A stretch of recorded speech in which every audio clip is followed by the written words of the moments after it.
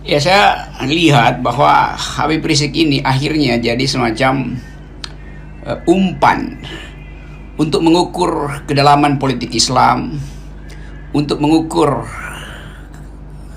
ketajaman analisis media, untuk mengukur potensi oposisi. Jadi dia jadi umpan dari rejim yang panik sebetulnya. Rejim yang seharusnya membaca politik dalam perspektif sejarah dan tahu bahwa politik Islam tidak mungkin membesar bila ada keadilan sosial tuh. Kalau kita belajar sejarah di mana-mana sepanjang sejarah Indonesia, gerakan politik Islam ini tumbuh bersamaan dengan merosotnya moral keadilan itu. Lepas dari siapapun tokohnya, tapi itu yang terjadi. Itu yang terjadi zaman Orde Baru, Orde Lama, segala macam tuh. Jadi ini pemerintah yang buta huruf terhadap sejarah sebetulnya tuh. Dan Habib Rizik dijadikan umpan. Nah, sialnya Habib Rizik ada di dalam suatu setting kultur politik yang mengalami defisit. Jadi langsung terlihat kontras moral antara Habib Rizik sebagai petugas rakyat dan Jokowi sebagai petugas partai. Jadi ini sebetulnya medan perangnya tuh. Orang tetap menganggap bahwa Presiden Jokowi tidak peduli dengan hak asasi manusia. Karena masalah Habib Rizik bukan soal pidana, tapi soal pelanggaran hak asasi manusia tuh, yaitu hak dia untuk memperoleh perlindungan. Justru dalam memberi kritik pada kekuasaan dianggap itu sebagai kriminalitas tuh. Karena itu dicarikan delik yang kriminal, yaitu kerumunan. Kalau soal kerumunan, Habib Rizik 3 kali di dalam kasus yang sebutkan tadi, ada tiga kasus yang berimpit di dia tuh. Tapi karena hanya soal kerumunan, lalu orang bandingkan, loh, si petugas partai itu berkali-kali melakukan hat-trick yang buruk, bahkan bikin gol bunuh diri 3 kali dalam soal kerumunan. Baru-baru ini juga presiden pergi kemana, ke wilayah mana itu, yang juga menimbulkan kerumunan. Jadi kontras moral yang orang lihat di situ. Oleh karena itu, dari Garut sampai Jakarta itu orang marah kenapa Habib Rizik tidak boleh hadir di pengadilan. Takut dengan masanya. Kenapa masa nggak bisa dikendalikan? Kenapa masa presiden bisa dikendalikan itu?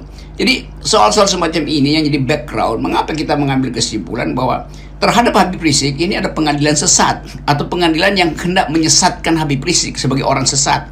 Padahal problem kita bukan soal siapa Habib Rizik, tapi sebagai individu. Dia harus diperlakukan sama dengan Jokowi sebagai individu. Nggak ada soal di situ mau kepala negara kek. Kalau betul-betul melanggar aturan kerumunan, lakukan hal yang sama. Jadi ini yang disebut sebagai upaya untuk mendiskreditkan sebuah kelompok yang di belakangnya ada simbol-simbol Islam. Itu yang saya protes dari cara kekuasaan menangani Habib Rizik sebagai warga negara. Dia tidak diadili sebagai warga negara, tapi sebagai tokoh Islam. Itu bahayanya kan. Nggak ada di dalam hukum pidana seseorang diadili karena dia menyandang status kultural tertentu. Enggak. Yang diadili itu individu tuh. Jadi jangan kaitkan kedudukan Habib Rizik dengan kepemimpinan dia di FPI. Bahkan FPI udah dibubarkan. Jadi saya menganggap bahwa Istana diam-diam melakukan survei internal tertutup dan menemukan bahwa dukungan terhadap Habib Rizik adalah dukungan moral, dukungan integritas, dan itu kuat sekali tuh. Karena itu Istana panik.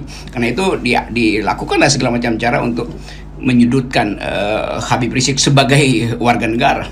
Ya, itu justru yang dikhawatirkan Istana. Karena Habib Rizik akhirnya punya kepemimpinan moral.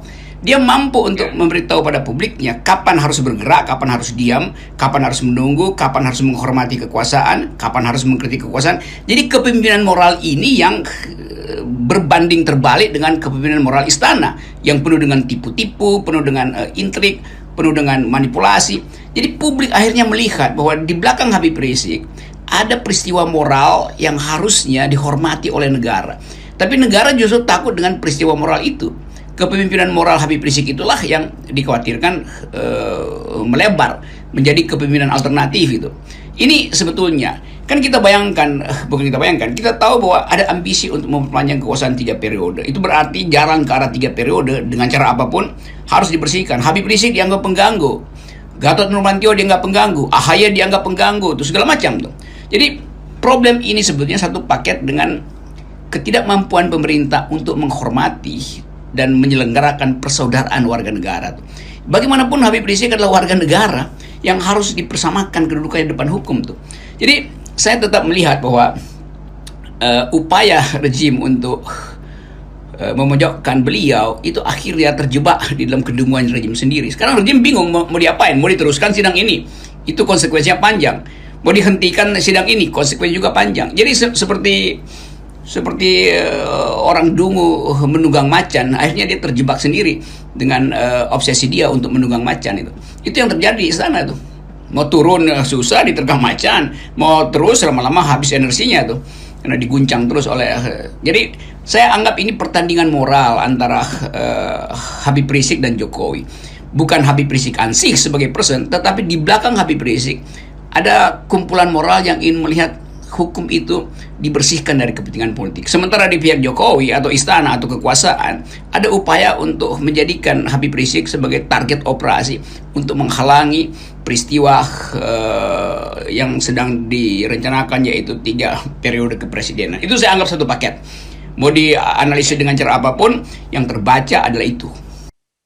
Ya, itu yang diam-diam seluruh aparat analis politik melihat itu sebetulnya tuh.